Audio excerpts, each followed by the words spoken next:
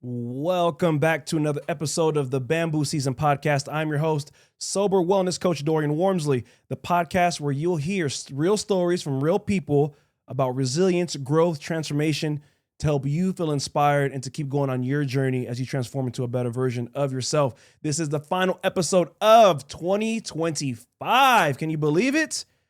We're already hitting that new year, another year down the podcast. I appreciate your support. My guest today is a phenomenal woman, the perfect guest to have to finish off the year.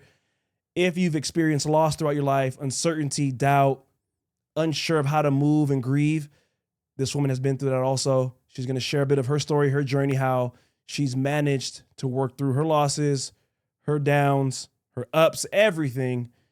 I bring you the amazing, phenomenal Sharelle Mendenhall. Hey guys, how are you? Thank you for having me on, Dorian. Woo! All right. We're rolling. Don't get nervous now. Oh no, I got none. So, Miss Sharelle. Yes, sir. We initially met a few years ago. Time goes by fast. I had a breast cancer charity event. Yes. And you came through, I think, probably through Cindy. Mm-hmm. And that's where I met you. Yep. Ever since then, we've been connected. Yep. I see the work you do in the community, which I love seeing people who do community work. Yeah. And then we have a lot of connections like John Ponder. Mm-hmm. I want to say you're familiar with Adam, too. Which Adam? Clausen? I know the name. Maybe. I thought I might have seen you on social media at some point. Okay. Anywho, I'm really good with faces. Yeah. Like that's where I excel. But yeah, no, we just became friends on social media, and I would call it stalking then, since we haven't really seen each other since. But yeah. And for those, my audience who doesn't know you, may not know you, if Yeah. you could let us know who you are, what do you do, who you help? Oh, that is a big question. So I'm going to give you the abridged version. So I'm a former Mrs. United States. So pageant queen, representing Nevada. I am here in Las Vegas, and who I help is several different groups of people, but I'm on a board here in Nevada, Las Vegas, which is helping prevent child trafficking. Wow. I'm on a national board against human trafficking, and who I help throughout the year, I would probably say everyone from Olive Crest to, I mean, there's just so many. I mean, almost every year, like every month, I'm helping a different charity or event that I believe is worthy of time, energy, effort, and that's pretty much the long and short of it. We can we'll get into a little more, but it's just the idea of some of my audience who doesn't know you. And I hear, I might be tripping, but I feel like I hear an accent. Oh my gosh, yes. So I don't know how or why, but it does pop out sometimes. So what's it from? You know, I think just growing up, my family's from England, and we had so just hearing it when I was growing up, and that's it. But like, I grew up in the States, so every time someone would say it outside of the home, I was like, I have no idea. I'm from California, born here, no clue. So it's very subtle. Like it's not like, but I heard it earlier, and I was like, I wonder where you're from. Are you from somewhere else? Maybe I don't know if you had some background. Different kind of ethnic background or something, and no, just your family from England. You kind of picked it up a little bit. Where in California are you from? I actually grew up, or I was born in Bakersfield, and then they moved us to Oregon when I was young. So I grew up in Oregon, and then after Oregon, went back and I lived in LA for a long time. Wow. Yep. You know, it's crazy. I heard a story about. Do you know where most pastry chefs are from? No clue. Bakersfield. Why? I mean, yeah, I wouldn't know why. That's not what it's known for typically. Pastry chef, Bakersfield. Oh my! It was a joke. Oh my gosh! I was like, "There's something here, and I'm missing it." You win. All right, I'm gonna start counting points. Throughout the podcast. Okay, one Dorian. Keep it going. It's so funny. For some reason, that Bakersfields keep coming up in my life the past few weeks. And when I hear it, I tell the joke right after. Yeah. That's amazing. So with Miss Nevada, USA, or what was it again? I'm sorry. Yeah. So I won Mrs. United States. Miss United States. And how long have you been were you doing that for? Yeah, so I started in pageantry actually almost 10 years to the day that or year that I won, Mrs. United States. And a fun fact is, the prestigious different pageants like USA, America, United States, it is more rare to win a national title than it is for your kid to win or go to play football. Really? Yeah, because it's that hard. Like there's one queen a year. Really? There's one queen. In the whole U.S., and you won it. Mm-hmm. Wow, okay. Mm-hmm. Damn, I didn't know that. Yeah. Yeah. So most people don't. And so when I went on that journey, it's only 10 years. I actually started as an adult. I didn't do it when I was a kid. Most people do start in pageantry younger, but it was a crazy story how I jumped into it. And the lady who introduced me to it was in Los Angeles. She was a former Mrs. California. She's so beautiful, or Miss California. And we had a conversation in a coffee shop, and she explained that it wasn't just what you typically would think pageantry is, but it was about philanthropy. It was about giving back, that you had to have a platform. And I was like, oh, yes, I'm in. And so I went and competed for my very first one, and it was a local pageant so it was Miss North Hollywood, and I won my very first pageant ever. And so from that journey, it just catapulted me, and I fell in love, because the sisterhood is also a next level. And when Houston happened, when the flooding happened in Houston, I was living in LA, and I put it out there. And all of these people started coming together to donate all of this stuff to take to Houston. And I had someone donate a moving truck. I had tons of my sister queens, even the little sister queens, because they have different ages. And they're bringing me their own toys to give to the kids that lost. And so I continued as I went down that path to fall more and more in love with the sisterhood, with pageantry, and giving back. Wow. I didn't know that. Yeah. I always just thought they just walk around wearing crown and sash. Sash? Yeah. I thought that's all they did. Yeah. But no, it's more to it. It's so much more. Ah. It's so much more. I recently met so I'm in this leadership group here in Las Vegas, and one of my classmates, she was, I don't know, I don't want to say it wrong. I want to say she was Miss Nevada, maybe. Yeah. 22, Okay. 21. Her name's Laura Dikema. Oh, yes. red hair? Yep. Yeah, okay. Yeah, she's beautiful. Yeah, so I don't know what year things she did, but and when we all introduced ourselves, we're all strangers, and she told me, and I was like, oh, I knew of you. I knew of, I think, Cindy and a couple other people I know who have done it at some point. Yeah. I haven't met Dr.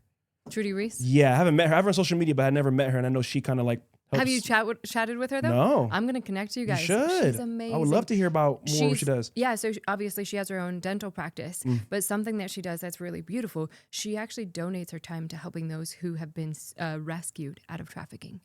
We'll actually do work for them. Wow. Yeah, so when I'm talking about these queens and the sisterhood is powerful, like the ones who actually are out there and winning titles, they have phenomenal stories, and what they do is game changing. You use whatever skill set you have to be a change. So with that, what do you think are some misconceptions people have? Oh my gosh. I could give you an entire list, but I even had a podcast interview one time, and they said, what does a pageant queen know about anything? Wow. I was, it was awesome. So I was running, because they have that, they think that it's just about looking good in a bikini. Yeah. Making sure you can walk in a gown and not trip, and having a crown on your head once you do it. But that is one piece that allows you to have poise, to show that you can work really hard at something to gain a certain physique. And whether it's your walk, whether it's your interview, there's so much that goes into it. And your platform, you have to stand for something. It can't just be like, hey, I'm hot, like choose me. Yeah. It has to be depth, because people watching from the outside, when you're watching TV, you're like, why didn't that girl win? She's beautiful. She may have bombed her interview. She may not have substance, even though she's stunning. Is the interview done on TV too also? Mm-mm. Oh, so it's something you don't see behind the scene, and then what we see, we don't even know for sure. Like, correct. There's this hot woman, she looks good in the gown, she walks, but she crushed the stage. Wow. Yeah. Okay, good to know. I think that's great that they do that, because everything can't just be off just the aesthetic. It can't be. Because some people it's a job. Yeah. It's a job. And okay, so you think people believe they don't know nothing? Oh no, that was the question. And I think that's so funny, because it's like, how are you associating someone's looks with their intellectual abilities? Like, why would you even, whether good or bad? It's like, whether you think someone looks good or someone looks bad, why are you associating IQ with that? Their own insecurities? Possibly. Or just prejudice, or just, like there are series of queens who've been on stages where they ask them interview questions, the onstage question, and their answers are ridiculous. Yeah, I've seen videos. Yeah. And so, some of them give us a bad name, you know, when they when they so you know, it's just like they were beautiful, and then they get to the end and they get the question asked, and it's kind of this ditzy or not even associated answer. Could be that they're nervous. You'll give them credit. Could be that they're so nervous they forget what the question is or how to answer it. But some people just grab a hold of that or never look any further than that. Wow. And with that, I'm get my words together. Yeah. Don't See? But see, that's what I'm saying. Like that's the point. Like on stage, you like if something happens, you could have a meltdown. And yeah. Well. Now you got me messing up. All right. The question I was going to ask was, in that industry, do politics play a part? And if you're allowed to say, I don't know, because I don't know where you're at, how far removed. They're going to take away your title if you say anything crazy. No, I'm done. So I actually already gave away my title as of November 4th. I crowned the new queen. Oh, really? So I'm technically a former. Nice. Yeah. So that's what they call it. So there are politics that have previously throughout the different system played a real role, which caused, even just if you watch the USA system, there was this last year, there was a massive leadership change that just happened because there has been so much politics involved. You're not getting queens that are representing the title well. We call them pageant patties, people who, you know, say they're doing things and are not following through on it. And also who you know. Yeah, you know, there's, and you know, I'm gonna just keep it at that. But it's like who you know, how much money you have, how many followers you have. All of those have played roles now in today's, because it's a business. Yeah, and it's like anything these days. It's unfortunate. Like even people who run for certain things in Nevada, because I recently did through that leadership, we went through a government and politics kind of training and learned. That's so awesome. Yeah, it is, because then you realize and see there could be somebody like you. Good heart, good values. You want to really do good things, but you don't have the funding. Yeah. So now you can't reach 1 million people in Las Vegas. But Kim over here, she's kind of on the fence. You know, she kind of doesn't really mean what she say, but she has crazy backing, crazy money to where copious amounts. Her sponsorship and everything's gonna, or her advertising is gonna blow yours out the water. Yeah. Because she has the money for it. Right. And that's so unfortunate. It is, you know, it's something that I proposed that I don't know if anybody else has proposed or even talked about, but I want to see a cap of how much each position can raise. So do it like, say, per capita. You know, you have, this is your circumference, this is the target audience that you have. So you're in CD1, you're in Congressional District 1, and this is the amount of people, ads, things like that you need to reach. So you have set the cap at, say, $100,000. Ambiguously, you know, 100 could be $500,000, whatever it is, based on the different level. If you're, you know, city council, this is the denomination, you know, you can only raise 100,000. If you're the mayor, you can raise $500,000, but just kind of breaking it down so that we're not going to these heights of millions of dollars to where they can buy anything. And it's causing us to sit there at the end of the day and say, I'm going to choose the lesser of two evils. And we're not actually voting for something we believe in or someone. And so for me, if we even the playing field, then people are actually going to have to pay attention a little bit more too. Yeah. Because then they're not going to be able to buy 1 million ads on every single ad space. They can actually, they're going to have to actually get out there and meet people, talk about what they're going to do, and not just like basic talking points, but to really have depth, and people can see if you want to have an informed vote. You actually have to go in, do your due diligence, and find out who actually stands for something. It's very similar to, a good example I like to give is McDonald's. Like McDonald's, the face you made. McDonald's, like where's he going with this? Like, think about, let me ask you this. Do you eat burgers? Yes. If you wanted a real good hamburger, cheeseburger, where would you go? Home. Outside of home. Oh. If you had to go to a place out.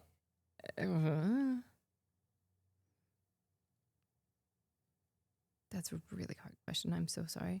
Okay, well. I don't really eat out burgers. I know, I really don't. Well, most people I would like to think will say In-N-Out. Okay. Yeah. Right? I've gone In-N-Out. Yeah. In Vegas, there's probably, what, 5, 6 or so? We look at McDonald's, they're everywhere. And the point I'm making is that how McDonald's has so much power, marketing and everything, that they're everywhere. to where you're going to go there even if you really don't want to, just because it's so marketable and you see it all the time. Right, Same like that's true. Starbucks. Starbucks ain't the best coffee ever. No, but they're it's not. everywhere. Yeah. So it's like, And it's hard easy. not to go. Yeah, and it's easy. Like I don't want to go sometimes, but it's right there on my way to work. So I'm like, okay, put my order in. They know me by name now because I go so often. I love that. Mm-hmm. And yeah, anywho, you also have your own podcast or a TV show. TV show. TV show. Mm-hmm. What's the name of it? What's the background of it? Give me a little. Yeah, Access Las Vegas. So we just created it. It's through CTN Christian Television Network. You can see it on the local channel. It's Keen Channel 17. It goes out to 1 million viewers. And we're kind of doing a bridge. So we're interviewing people, but this in the new year, what we're doing is we're finding different restaurants that are opening up, different events that are happening. So we're having highlights for people. So I'm so excited for the last episodes because we had different business owners that came on. One person, he has massive funding. I think his portfolio 60 million, and he's looking to increase that, but in 5 years. And so he's talking just about compounding interest and all these pieces, but wealth. Just talking about gaining wealth, compounding wealth. And then we had other business owners that popped on as well to finish out the year, fitness individuals, stuff like that. But it's like practical tips in addition to kind of the things that are going on in the city. So it's a blend where I was formerly a guest host on one of their shows, and they called me, they're like, hey, Sharelle, we would love to create something around what you're doing. And I said, absolutely, because I'm doing events all the time. I'm doing charity events all the time. Yeah. So we highlight charity events and also give a biohack. So we like to talk about, biohacking and health and those pieces. Do you know Desert Moon Wellness? I do. Okay. Yep. Yeah, so you know Janelle. Yes, I do. Yeah, she was on here, and Dr. Sharma. I don't know if you're familiar with him. He's like I'm not. He's like their the doctor they work with within their wellness company. Okay. Desert Moon Wellness. Yeah. So if you need like a concierge doctor, shout out to Dr. Sharma, great guy. He cares about people. I can just tell. A doctor that cares about the people, not Weird. just. That's an anomaly now. Yeah, not just looking at your schedule, your results. Okay, check. Here's this. Yeah. I can tell he actually cares and wants to really help find the root issue and help you get through things. So if you're in Las Vegas, you hear this, you need a concierge doctor, Dr. Sharma. Yeah. I want to say it's called Elite Doctors is his name of the company. Okay. Yeah, but, I interviewed Janelle. I met her at an AI wellness, like at a wellness conference and biohacking conference. Oh, AI wellness, I've heard of it. Yep. Ah. Yeah, so small world. Yeah, it is small world. It's crazy. It's especially in Vegas. It's like you meet one person, you have a little conversation, and you'll be like, wait, what? You know who? I know, exactly. What? Even if you don't even have social media, you can figure it out. Social media makes it easier because you can just see who follows who and you kind of connect it. But I'm like always shocked at people that I meet randomly and then they know this other person that I never would have guessed they would know. Like, how do you know this person? Right. How did you guys cross paths? Yeah. What prompted you, or no, you told me they reached out to you to get the show started. Well, yeah, and they just asked, and I'm time-wise, I ended up saying yes because I really believe in the value of getting other person's stories out, which is why I honor what you're doing. Yeah. Because it can inspire someone to start, to finish, to keep going, to change their mindset. And I love that because sometimes just even for them to get their story out, they're like, man, it was all worth it if I help one person. Yeah. And that is the reason why I decided to do this was that reason you just said of storytelling. Mm-hmm. I think it's so important for us to tell our stories once you can own it and you feel comfortable and safe to do so. Yeah. Because when I first got on somebody's podcast and told my story, it was hard. Like I could think back on it. It was here at the studio too, and lights on and everything. And it was my first time telling it. And I'm like, couldn't even tell it right. But then when I got feedback from it, from people who like felt inspired by it, and I'm like, okay, I got to tell it again. I can do this. Got on more podcasts. And then I was like, you know what? I want to be the bridge for other people so they can come on and tell their story. Yeah. Because there's going to be somebody in my audience that doesn't know you and is going to hear it and be like, whoa, what? Right. You can start off as a pageant and do this, or you can do this, and we'll get more into your story. But I just love that idea. And that's why I listen to podcasts sometimes is when I see a certain title or person, I'm like, wow, what? You did that? Yeah, right. And speaking of a little bit of your story, you have a lot. I do. But we all do. Right. And one thing you said to me or mentioned was your sister went missing. Mm-hmm. Can you touch on that or get into that a little bit? Your sister went missing. I'm trying to understand. I wasn't going to ask in text, but I wanted to ask you here. Yeah. What did that mean? So In February 17th, we got a call. This year? No, this was now 7 years ago. Okay. Then my sister had gone missing, and or 6 years. It's 7 years. I'm sorry. It's the date is one of those ones you want to block out. But she went missing. We got the call, and we were getting calls from the detective and just giving us updates. And then we get this call when it was like snowing outside and raining, and there was this massive storm. And he's like, well, we're going to send out cadaver dogs. Like, that was his statement. And I was living in Los Angeles at the time, and I remember getting off on an exit, and I felt as if all hope of her being alive drained from my body. I can't explain it any other way, but I literally get to the stop sign, and I just start sobbing because I had hope that she was alive. And then I felt, and I called my mom, and my mom's like, I feel the same way. She goes, I don't know, but I just feel like God showed me this, picture of her, and that she was with him. And so then we go on this journey throughout the next 4 years of silence. And so our story was one that you would see like in CSI, like a cold case. We literally heard nothing. They found her purse a block from where she was last seen. We wouldn't get any updates no matter what, and it was just dead. It was cold.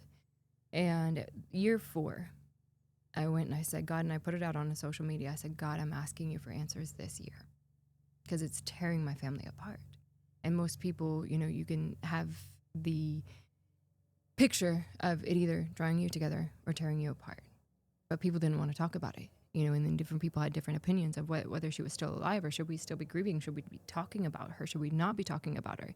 Like, just the dynamics amongst each person was hard. And so I was like, God, I want answers this year. And I put it out on social media. And then we did this huge thing on YouTube. I had this influencer put it out, about our case and kind of tell the story. I don't know how many hundreds of thousands of views. And then we get a call midway through the year, right after I finished running for office. And they said they think they found her pants on the bank of a river. And so we mobilize. We all go up there. A bunch of volunteers. We get boats to dredge, all kinds of things. And they, take our DNA, get that submitted. But they said it wasn't good news because her pants were still buckled of her pants. And so we're searching, and then we think we found her sweatshirt. What was described, she was in her last outfit. And with that, we go home pretty much empty-handed. Besides that, and then we get another call, and there was the sheriffs and a lot of the people were not helpful at all. Like, we were calling around all the different people in the area as far as the actual law enforcement itself. And so I started going above and, asking questions and asking for help. And we get to a point where we're home. We don't have any more answers. And then we get another call that there was a hunter that found a body. And it was about 40 yards up from where they found her pants on the riverbank. And that they were going to have to do this really in-depth DNA testing because what was left was pretty much just bones. And there's only 2 facilities in the United States that do this testing. And it was in Texas and Florida. And they're like, Texas is so backed up, we won't even get answers anytime soon. They won't even take it. And so they sent it off to Florida, and 13 days shy of that year mark when I asked God for answers, we got the call. It was her.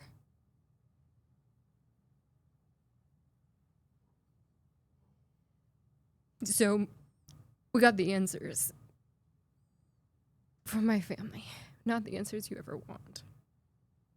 But it was a moment where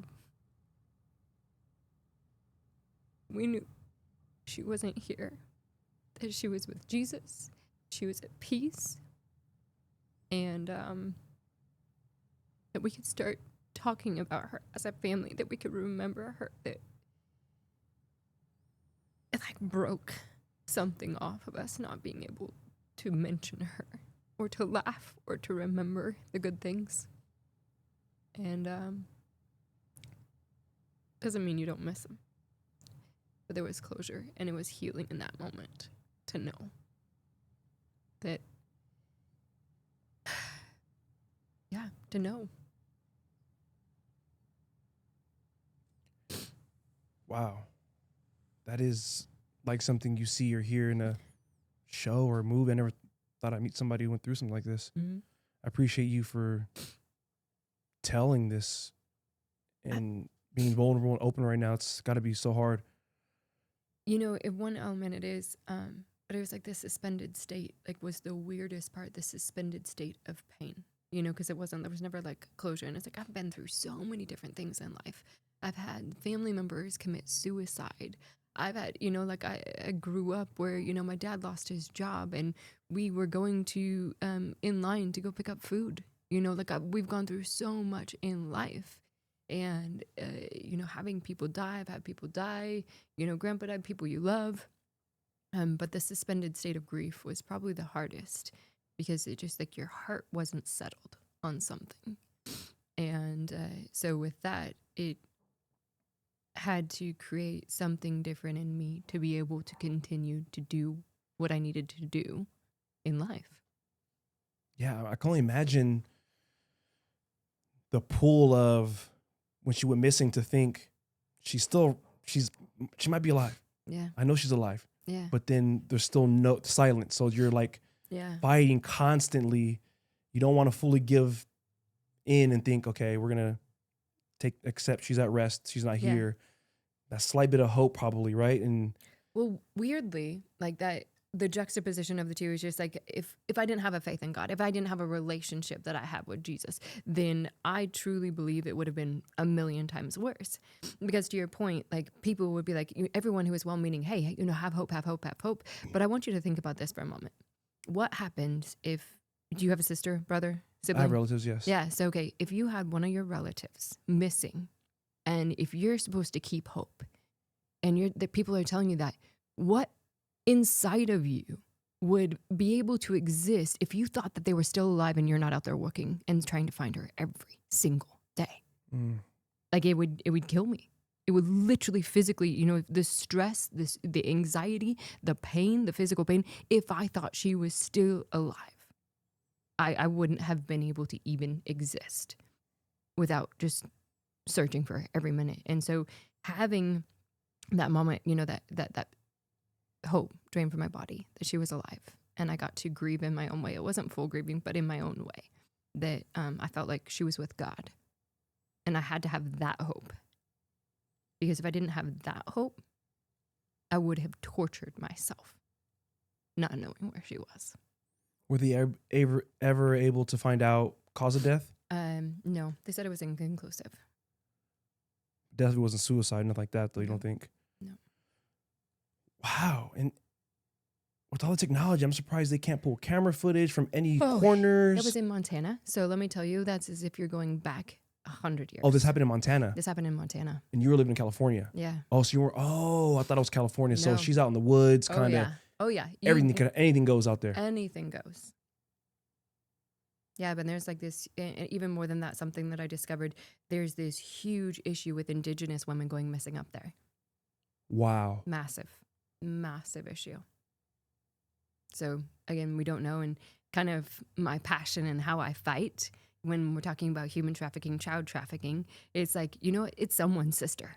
It's someone's daughter. It's someone's son. The amount of familials that are, you know, going through and trafficking their own kids. Like a story I just heard, there was a mom who put her 3-month-old up.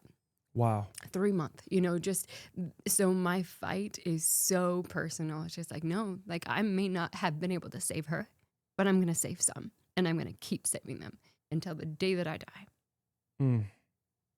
Period. I love that. Now, your sister going missing, losing your sister wasn't the only thing that occurred, right? You mentioned you also lost your father. It was my grandfather, I'm sorry. Yeah. And a divorce. Yeah. All within a 3-month period. Yeah.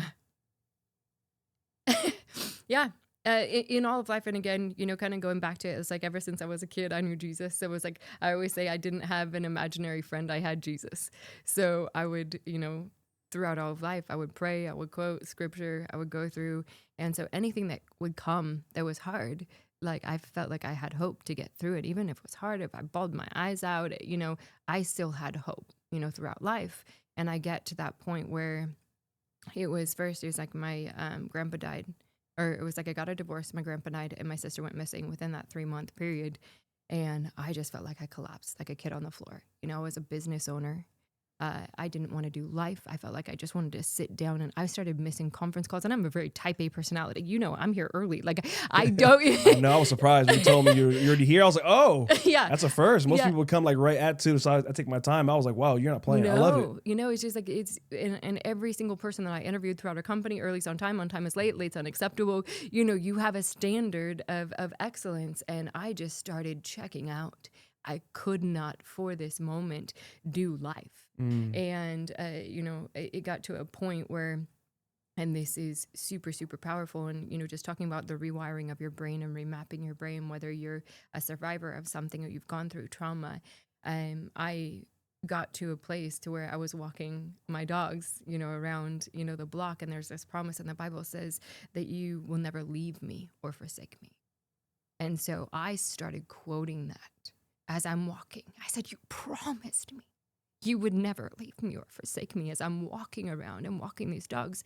And all of a sudden I had like this encounter of peace as I started walking this out. And it's just like I was quoting. And there's this scripture in the Bible also that talks about holding every single thought captive unto the obedience of Christ. Well, what people don't realize is scientifically, you can actually rewire your brain by taking a thought that, because our brains are lazy, our brains are really lazy. And so taking this thought that starts to go off on its own path, you can actually bring that in and rewire your brain to cause it to think differently. So you're actually supposed to hold this thought captive, because anything you meditate on, your brain is lazy. So you're going to continue to go down that path. So if you're being negative, or if you're feeling grief, or you're just angry, whatever it is, you feel sorry for yourself, you're feeling like you're a victim, your mind is going to instantly go down that path. You actually have to arrest that. Like it's a physical arresting that takes place, and say, no, I'm going to declare this over my life. I'm not going to declare that I'm alone, because it's just like all these people are just lost in a really short amount of time. I'm going to arrest that thought. I'm going to rewire my brain, and I'm going to start speaking these life-giving words over my life. And I was able to get to a place to where I could do life again and thrive in business and grow, and actually use that pain for a purpose, and start talking about it and start saying, and even though we didn't know, I was no longer, for me, like shadow boxing something I couldn't see. I was fighting a real evil in the world. Won't he do it? Yeah. Amen. Won't he do it? Won't he will? Yeah. Kwani likes that.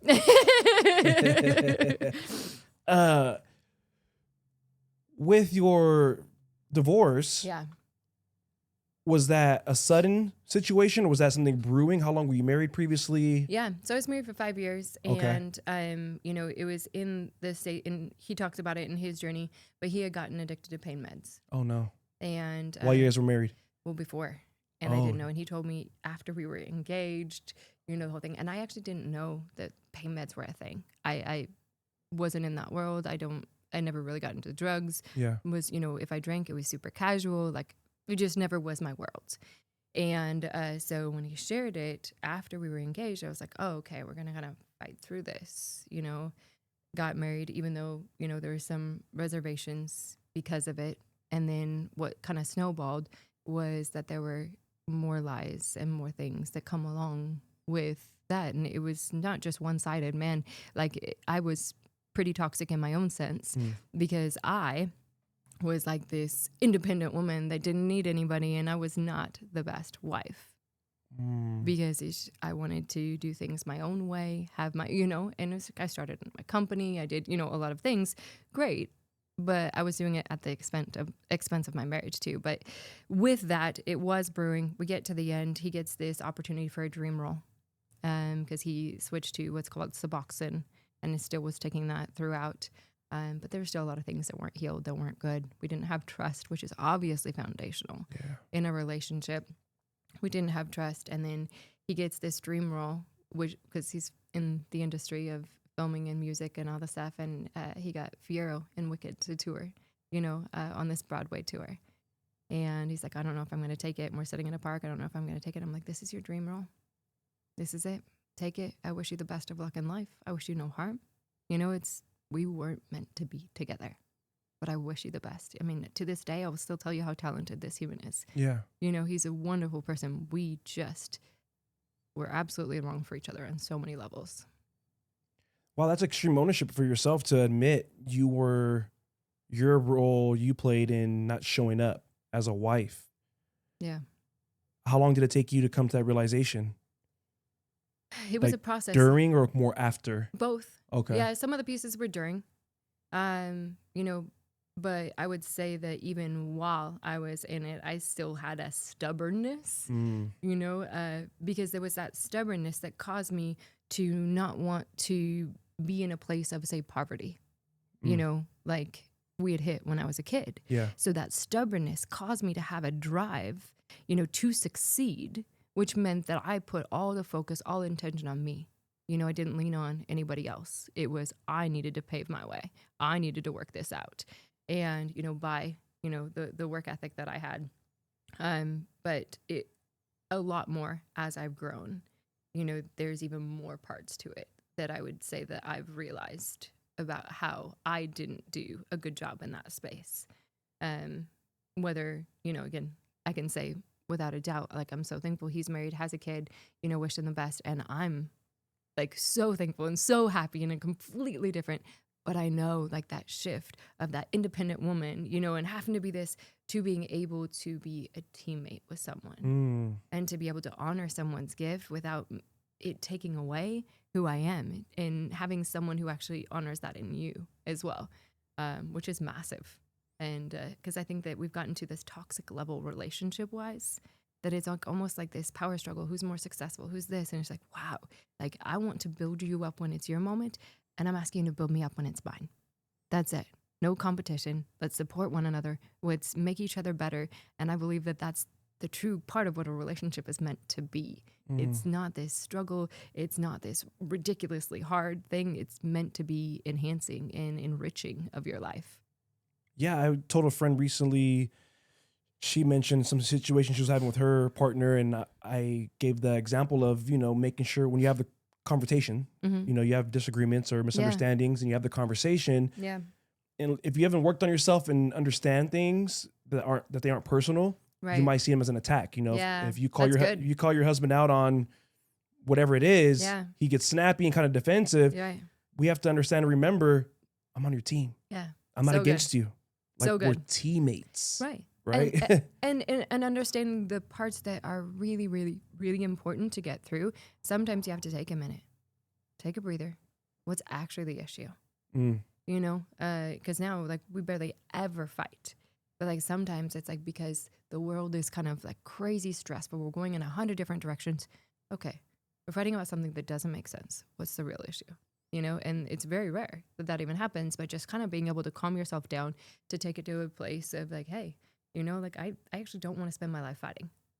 You know, let's figure this out. Let's have a quick conversation. And when you don't have this need to be right,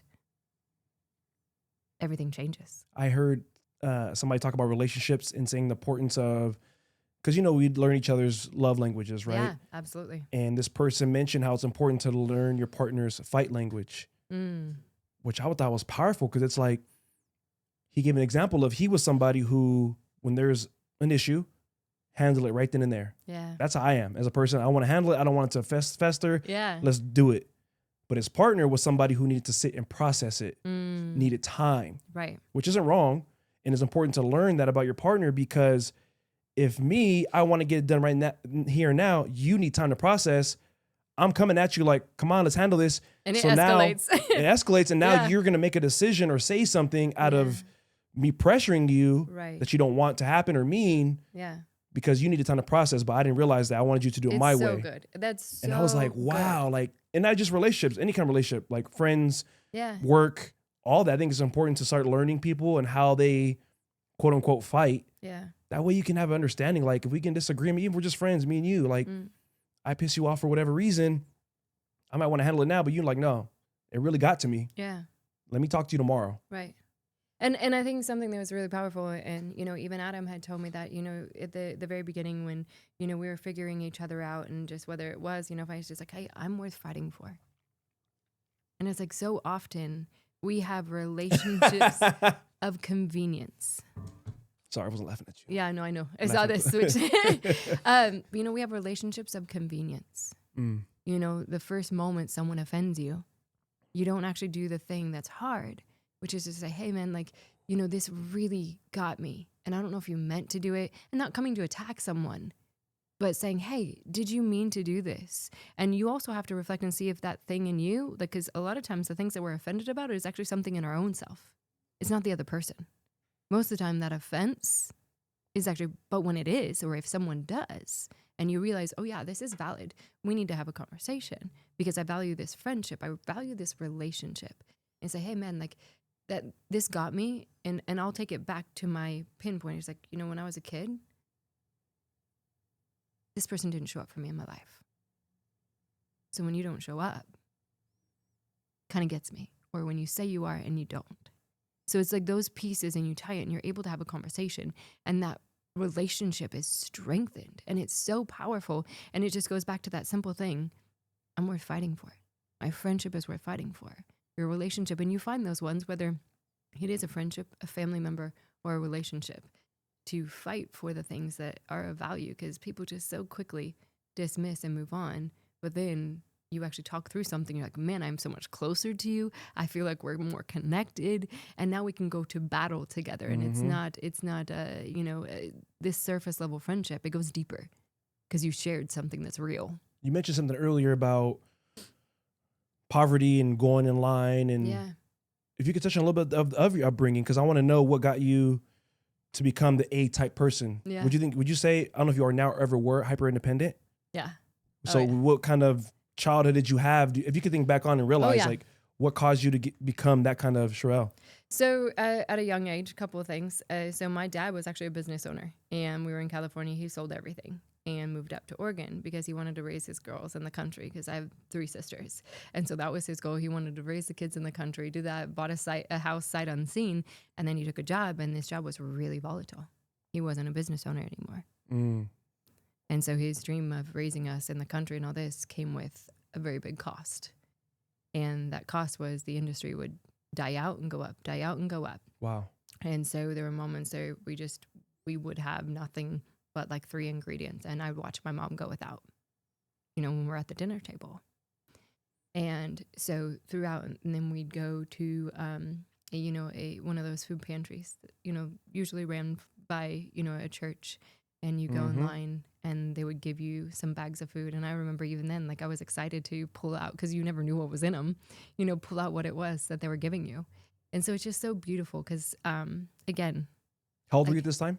Oh, that was just throughout my life, just like as a little kid. Like, but I started at 4. So that was a piece. So just layers. I got to layer it super quickly. So that was one of the layers. Another layer is my parents fought a ton. And so I vividly remember the moment at 4 years old when, or 5, it was 4 or 5. And my mom got a massive fight, doors all slammed. My mom was in the bathroom and she's sobbing, and my dad went out to the truck, just stormed out the door, went into the truck. So I go in and I tell my mom, I said, Mom, Dad loves you. I just remember telling her, Dad loves her, as she's sobbing. And then I go outside and I tell my dad, Dad, Mom loves you. And he's just ranting, doing his thing. I was like, Mom loves you. Come inside with me. Brought them together. At 5? He hugged her. You're a little Yoda. She hugged him. She's crying. He's holding her. And I watched in that moment, like, oh, I can fix this. So I became the person who fixed, who got things done. And so in a way, I feel like I kind of, took away some of my childhood as a sense, but it also has served me in so many different ways, to where there's an issue, I'm going to find a solution in life. So that's beautiful. I think that's a great trait to have in a world now where people kind of can get so flustered and frustrated. They result to focusing on the problem Right. instead of focusing on a solution. Yeah. Because problems are going to arise every given day, no matter how good you think you're doing financially, physically, emotionally. Right. Something's going to come towards your way that you don't expect. Right. And focusing on that problem for too long is just you're torturing yourself, as opposed to, okay, this is the issue. Let me sit down, look at it, assess it. What one thing can I do now to be a solution towards my problem? Which is so good. What you just said is one thing. We get so overwhelmed because we think we have to fix the whole thing sometimes when it's too complex. But when you narrow it down to what's one thing I can do right now, because then your mind actually believes that you can accomplish something. You actually start rewiring your brain at that point. You're checking that off. Okay, I can do that. You check it off. Okay, what's the next step? I can do that. Check it off. And so you're rewiring your brain at that moment to be a solution-oriented individual. I'm trying to work on this talk using that kind of analogy of one thing at a time, right? Let me see how I can put it. So, especially with fitness or anything, sometimes we think one task or one small movement, one small deed won't make a big difference. Right. But then I tell people, think about any mansion or house. Yeah. How many nails are there? Right. Imagine if the carpenter or construction guy said to one nail, nah, one nail's not going to do anything. Right. No, that one nail that day Yeah. is a big difference, because that one nail connects two pieces. Yeah. The next day you come, another nail's connected another piece. You need so many, you know how small a nail is? Oh, yeah. And then you look at mansions and houses. Depending on if it's a finishing nail or... Well, there goes that talk. All right. Well, we tried. But it's so much power in just one thing. Yeah. It compounds. Man, and then if you do that one thing again the next day. Yeah. And then the next day. Yep. And the next day. And then you add, okay, I'm gonna do this plus that. Yeah. And I just wish more people would understand and believe that, especially when it comes from my world, the fitness world. Like, I've met people all the time and I tell them, I give them solution. I'm a solution-based person. Yeah. They come with their answers or excuses, Right. or their problems. I got kids, I work, I this. Yeah. Okay, you can do, walking is free. Yeah. You can walk every day for free. Right. Well, it's cold. And I'm like, okay. So you just want somebody, you want attention. Yeah. You don't want a solution, you want attention. Yeah. That's what I realize. A lot of people, they tell their problem, you give them a solution, they don't take it. Yeah. Because they want attention. They like to have the idea of people coming to them. Oh, really, Sharelle? Oh my God. Oh, no. I love it. And, you know, I have to give you credit, Dorian, because anyone in the fitness industry, I've had people come up, hey, will you train me? Hey, no, I actually won't, because I don't have time for people coming and telling me stories. You told me that you want to get to this point, but then you're going to come to me and lie to me or tell me you didn't have the time, or that you're not going to do the homework that I give you. Sorry, I don't have time for that. Period. So I give you credit for being able to, because people do need, you know, the help. And there are some people who are going to be your champions that you're so proud of, who previously did not know how to work out, who did not know how to eat, who did not know how to win a battle against food. And then you help them. And then you watch them transform, and it changes their life. Forever. So I love that. I honor you for doing that. There are people that need to exist that do that. But for me, I was just like, no, I would not be a very nice coach. And trust me, I'm not. I am not. And they know it. I let them know it. Yeah. I'm not here to be your friend. Yeah. I'm not here to pat you on your back when you're doing the bare minimum. Right. I'm not here to just say good job just because. I don't care. That's not going to change at all. I want you to be better than what you think you can do. Yeah. And I see it happen all the time in a great way, where women, I train mostly women, they get intimidated by big weights, you know, throughout their whole life. They're told they shouldn't, or they couldn't, or they're unsure. But I let them know, like, you're going to get bulky. Yeah. But go on a vacation or a trip. Watch you carry a 30, 45 pound luggage. Yeah. You can carry this dumbbell. Yeah. I promise you will not die. Yeah. Especially the ones who have kids. Carrying that's a kids great around point. and That's a great everything. point. Your baby weighs probably 30, 35 pounds. You're still lifting that bad boy up. You can lift some weights. You're going to be okay. You lift the weights, you lift the baby longer. One thing I want to circle back to, though, with you, because to my knowledge, you're very big on your faith, your religion. Was there issues when you had to get the divorce? Because I know within religion, and it can be like it's a bad thing. Yeah, right? Absolutely. No, that was why I actually stayed married as long as I did. Oh, so it should have been shorter than 5 years. It should have been. But I kept praying and I kept praying and I kept praying. And I'm like, I grew up and I never wanted to get a divorce, you know, like, and just how God says, you know what, is tied together, let no man separate, you know? And I genuinely did not want to get a divorce. It was like, I just had this heaviness about it. And there was a moment on the beach when something took place that was not okay, like in a big way. And I just had this peace in this moment. I was like, okay, I can say goodbye at this moment, because I don't want any sort of, and I don't want to say anything bad. I don't want this in my life ever, or my kid's life, or anything. And so I just had this peace to let go.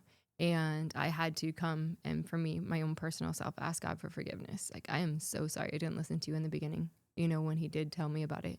And because I was already engaged, so I was like, I need to stick to this commitment. But I should have listened then, that it wasn't the right person, good person, but just not the right person for me. Mm-hmm. And so I had to come and just be like, man, I'm so sorry. Just repent and be like, the next one I'm going to fully hear from you before I do anything, and walk that out. But the thing is everything that trumps whatever we've done in life is his grace. His grace trumps every single thing. And Jesus tells us, that you're supposed to forgive 70 times 7. We're going to continuously forgive. He has grace for us every morning. And so that, to me, is what's so beautiful. It's like he gives you these instructions for your good, because divorce sucks no matter what. People go through it. Kids go through it. Divorce sucks. He gave you this instruction to be able to live a good life. Some people think it's this bad parameter. No, divorce sucks. And so because of that, you have this beautiful guideline. Hey, man, once you've, said these values, your vows before God, tie it together, keep it together. But I think we need to be wiser about who we marry in the first place. And then we don't have to worry about, the second part. But then from that point, it's just like, oh, okay, I'm going to take what I did wrong, whether it was just not being able to be a good wife, and turn that around and be intentional about changing the things that I wasn't good at before. Wow. I'm so glad you're sharing a lot of these things, because maybe your friends, you're probably close friends and know about your story, but there's a lot of people who might not. Mm-hmm. And when they see this on social media, or when they watch it, they're going to get a better understanding of who you are. Right. Because I never in a million years would have thought me and you related on certain levels of growing up less fortunate, having to go, like you said, the excitement of getting a charity bag from the church, and excited because you don't know what's in it. Yeah. That was me as a kid also. Pulling it out. To me, because we're kids, don't realize that.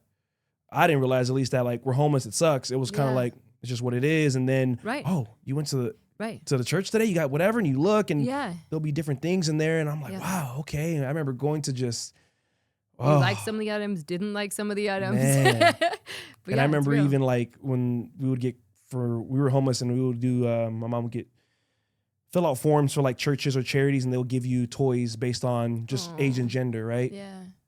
And some of the stuff would be I hate to not be grateful, but I'd be like, what? I don't even play with this, or I don't even do this. Yeah. But it was, it's donated, and they're giving you what they think, yeah. Based off your age and, being a boy or girl. And wow. I was a Christmas tree kid. That's what I said. It's I didn't know it. And that generosity changed my life, marked my life. And I actually just shared that story on Instagram, because most people don't know. They look at a pageant queen. They look at me. They look at the things that I have now. I thought about that. I didn't know about you much. I'm like, she's just pageant. She's pretty. What else? Yeah. And now most here we people, are. yeah. And just the success I've had, and, everyone judges, but I was like, hey, let me tell you a real story. Cause people are like, why do you give back so much? Why are you at all these charity events? Why do you do? And I was like people's generosity marked my life. Mm-hmm. I remember, I can visually see past our kind of scrawny little Christmas tree, that the door opened up when my dad had told us we weren't going to have presents. And the door opened up, and someone had a stack of presents for me and my siblings. A stranger cared. I don't know who it was, but it's every single opportunity that I get when I share, it's man, I just want to say thank you, because my life was changed. My life was impacted by a stranger's generosity. I lived my life giving back because of it. That and God. So what you were just saying a second ago, they see you as a pageant winner, successful woman, has her own show now, pretty woman, all these great things that have you here, right? Yeah. But they don't know all the work that was done over time and years. Right. Do you know why this show is called the BambooSZN podcast? I actually don't know. Ooh. I mean, I know what bamboo is. We're going to tell her. So bamboo You plant the seed of bamboo, Mm-hmm. give it soil, you Yeah. water it, Yeah. you do things you're supposed to do gardening wise, right? Right. For 5 years, you're doing this and nothing's showing. Mm. You might think like, what am I doing here? I'm wasting my Yeah. time. But then year 5, boom, hits the surface. Took 5 years to hit the surface. 5 years, Sharelle, to hit the surface. But then the next few weeks, it's growing foot by foot. And you can hear it grow. If any point, Sharelle, you stop doing that work on yourself during that 5-year period, Yeah. you never would have got that sprout So good. and you never would have got all that foot by foot growth. So good. And that's where people think it's all of the sudden. But you know what's crazy is that whole 5 years you thought nothing was happening Yeah. because you couldn't see it. Yeah. It was happening. It was beneath the surface because you need strong roots if you want to go high. You need a strong foundation Yeah. if you want to level up. Now you're preaching. Yeah. Won't you do it? So that's why I try to preach to people. I Yeah. guess call me a preacher now. Let's go. But that's what you got to tell people. I try to tell people is you got to be willing to do the work without seeing result. Yeah. You Yeah. got to be willing to do it without seeing it instantly Instantly. and trusting that you're doing the right work Right. to give you Right. your growth of bamboo because you can run in place all day. That don't mean you're going to win the marathon. Right. So it's about making sure you're doing the right work Yeah. that's getting to who you want to be. Yeah. Not who you think you should be, who you really want to be. Yeah. Because sometimes we think we got to be a certain way. Mm-hmm. So we're going to do the work that's not even aligned with us. Yeah. So you're never going to become that. Right. One of my favorite speakers talked about how he's a motivational speaker. Yeah. And he says people always come to him, ask him, oh, what books do you read? What Yeah. do you do? And he's like, why? Do you want to become a speaker? Because if you're going to read the books I'm reading, they're not going to help you. If you're trying to become the next pageant queen, why do you need to read my books? You're right. And I think that's important to realize is finding what the point was I'm making with that. I had a point, but I lost it. Yeah. I know. I love that. Where But- you want to grow. Yeah. but that's yeah, if you beautiful. want to grow and you want to become, you have to start thinking about what things are going to help you get to where you want to get, Yeah. not who you think you should be. Right, whether it's financial success. If you want Financial- to have exactly. financial success, then which is why I brought on Davis. You know, it's like, hey, I want to take on someone who's doing better than I am, and his portfolio is 60 million. You know, so you start like, hey, I want to bring on someone who's better in fitness in this world or food in this world. Let's have conversations, and then that's where I want to grow. You know, and take that. I want to take my business. I want to take myself to the next level. So I'm going to read the books of these people who are doing better than I am. For we got about 5 minutes or so, what for people who also out there Mhm. experience loss, Yeah. what would you say to them to help them understand it, work through it, Yeah. and continue on? I would say there's several different steps in grief. Number one, allow yourself to grieve. So even if this was 10, 15, whatever years ago, take the time to grieve. Allow yourself, because if you're still hung up on it to this day, you haven't grieved properly. So take some time and grieve. Not telling everybody else about all the bad things that's happened to you. Actually, cry it out, sob it out. Allow your body to release the pain that you feel inside of you for missing this person. So sometimes, you know, for me, what that looked like was like scrolling through every photo of us growing up. My big sister, remembering how incredible she was at making fudge, remembering she was a better cook than my mom, you know, just going through all the things and just allowing yourself to grieve. But then at that point, okay, now, after I've grieved, after I've set aside this time, I'm making the decision to heal.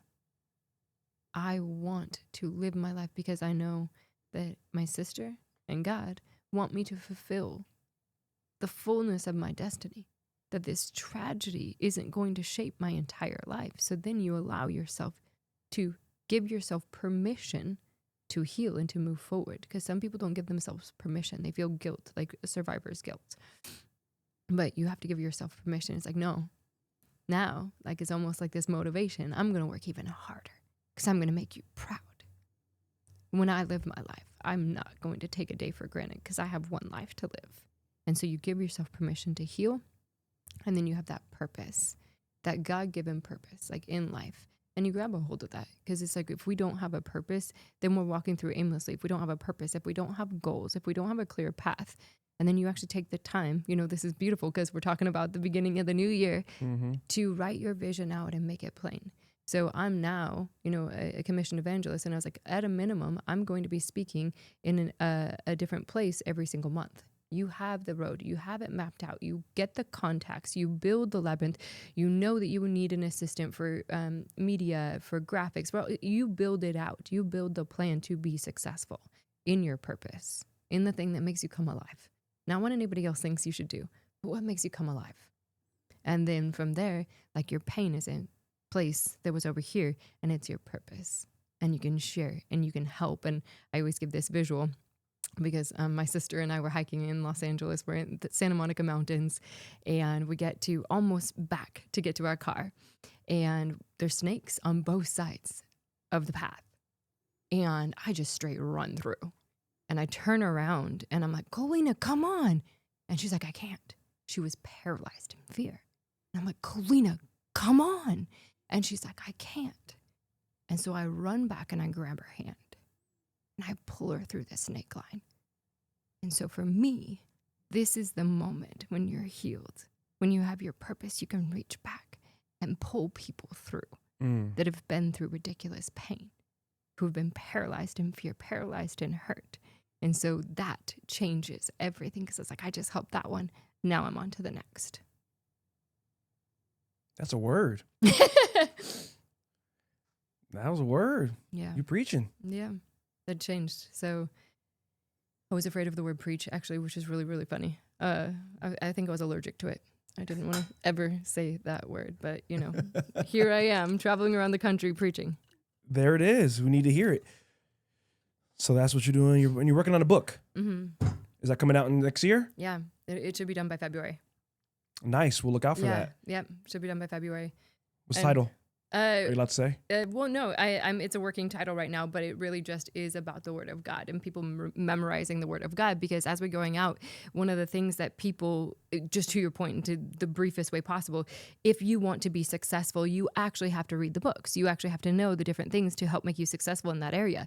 People need to know the Word of God in the areas to help make them successful. There are whole sections about prosperity.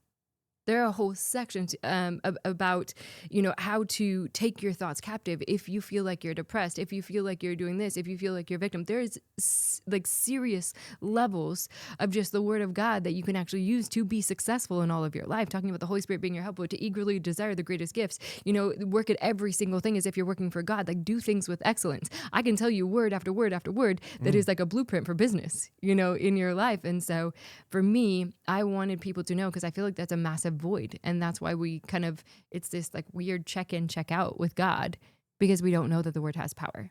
Because it says every single word spoken by God will not return to him void. And we're not knowing what that word is. So that's why we're failing in certain areas. What's your favorite scripture? Oh, I have so many, but one of them is my birthday, Romans 8:31. If God is for us, who can be against us? So you walk in any situation knowing that with confidence. If God is for me, who can be against me? That's powerful. Mm-hmm. Look at you. You out here. Anything else coming up in 2026? The new year, girl. What you got? I have so much. You got your book. Yeah. What else? So we have the Roar Fest. So we're doing a pop-up Roar Fest, which is February 14th. It's actually the theme is The Greatest Love Story. We will sell out because of the venue. There's only 500 tickets available. Wow. What is the Roar Fest? The Roar Fest is a worship festival, and it's worship speakers. We have food vendors. It's a night of like healing, miracles, prayer, just an amazing community. So people who are interested in hearing about God, want to hear about God, who know about God, who want something different. But we're gonna have speakers, incredible worship artists, dedicated prayer time, and amazing vendors. So Maverick City? Maverick City's not coming to this one. Oh, okay. I do love Maverick City. I actually have a contact in Maverick City. One of those individuals might be at our big one, which is actually I just walked the venue.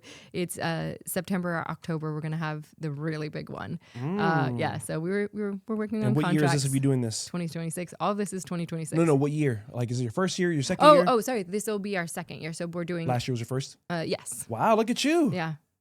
Some people don't keep going after one. Oh yeah, we got beat up a little bit. It's okay. It's part of it, but right? it was But now we're going and going even farther and faster. Wow. Yeah.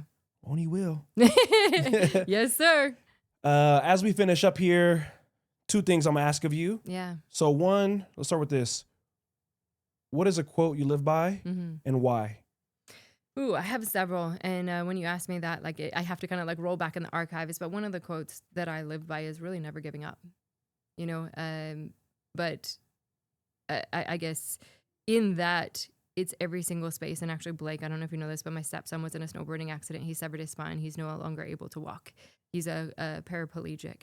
And from his hospital bed, he was actually stating never give up. You know, and I almost stopped in pageantry because I thought I was done, that I'd hit the top. I'd won all these state titles, but I went one more time and I won the national title and I won every single award that was available. So for me, you know, God just gives us this persistence. Persistence produces perseverance. Perseverance produces character. Character produces hope, and hope does not disappoint us. So, you know, just going back to that, if we never give up, we're going to see the success and the fruition of the things that we're meant to see. And it's powerful. Wow. So in life, I think we set ourselves up for failure because we don't have a good plan, we don't have a good map, and we don't have the determination to never give up. Well, I guess this might be the same question. Any lasting words for people to be successful in 2026? You can look at this camera here. Tell them directly, straight from the heart, Sharelle. Don't overthink it. What do the people need to hear for 2026 to be great?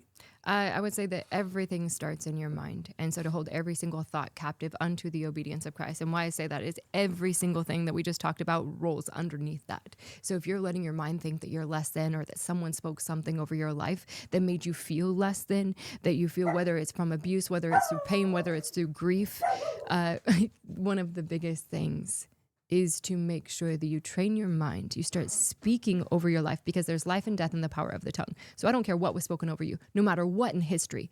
But if you start speaking truth, start speaking life, everything changes. Woo! That's a word, Sharelle. I appreciate you making time today. You're a busy woman. I'm going to add your Instagram to the description of this podcast. Even if there's a website link for Roarfest, I'll put that in now. This will be out January 1st or 31st or December 31st. December 31st, closing it out. Yeah, closing out the year with the amazing Sharelle Mendenhall. Proud of you for sharing, but also getting through that tragedy. Hope your sister is still resting in peace. You're doing great things in her memory, giving back to the community. You're showing that people aren't their history. Yeah. You know, you use that history, that pain, to turn into power, to turn into purpose. Yeah. Amen. The more we help others, the more we help ourselves. Right. I'm going to go ahead and leave you guys. Oh, before I leave you with the word, coming up in January, I'll be hosting a free workshop to help those of you who have cut back or given up drinking and you're unsure about your new sober identity. I know how it feels. I'm 4 years sober. Giving up alcohol was challenging, but the real struggle was figuring out who I was without it, how to date, how to talk, how to show up for my friends, show up for myself. I know what it's like to have that weird, shifty identity. You don't know who you are. This workshop, I'm gonna help you give the tools to level up and live your best sober life. Link in this, maybe, I don't know where I'm putting the link, but coming up in January, look out for that. I'll let you know. And then I'm gonna leave you with the word for the new year, 2026. Decide who you want to be and remove everything that's not gonna help you get there. A lot of times we wanna keep adding things to our plate when we have a full feast in front of us. We got to start removing things that don't make sense, that don't fill us up in the right way. That might mean, sorry, friends. Sorry, kid. I'm just kidding. Don't get rid of your kids. But there are certain things and people you're going to have to remove. No more Netflix. No more late nights. No more brunches. 2026, get in shape physically, mentally, emotionally. Stop playing around. Got 2 words for you. Keep growing. 2026. Let's go. Yeah, doggy. Yeah. That was the choir. Yeah.